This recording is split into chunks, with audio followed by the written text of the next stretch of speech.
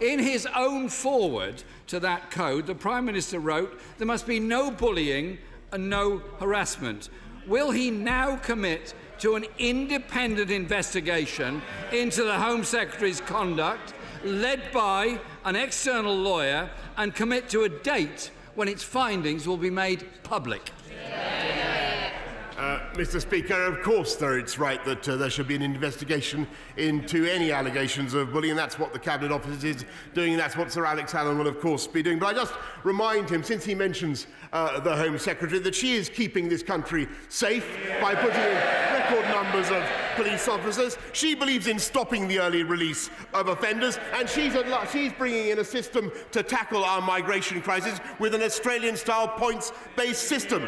He would scrap stop and search. He believes in getting rid of our security services, and he certainly wouldn't tackle our immigration system, Mr. Speaker.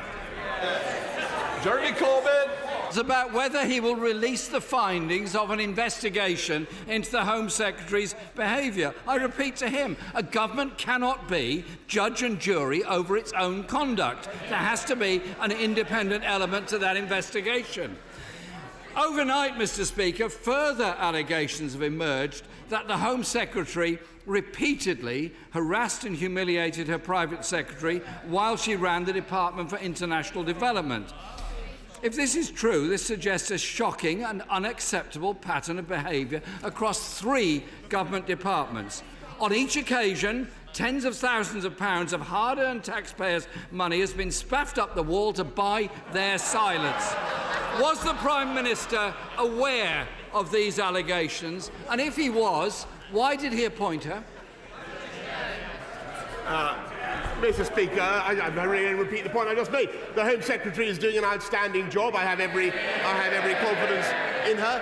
If there are allegations, of course, it is right that they should be properly investigated by the Cabinet Office, and that is what is happening. But I take no lessons about bullying, Mr. Speaker, from the leader of a party where female MPs were bullied so badly in the matter of anti-Semitism they actually left the party, and where the Shadow Chancellor has still not apologised for his call for a member of our party to be lynched. Jeremy Corbyn. The Prime Minister, Mr. Speaker, the Prime Minister said if there are allegations. Is he completely unaware of all the allegations that have been made over the last few days? Is he completely unaware of the resignation of a permanent secretary because of his treatment by the Home Secretary? Mr. Speaker, we have a part-time Prime Minister who barely turns up but is determined to cover up for bullies in his government. There can't be one rule for workers across this country and another one for him and his ministers.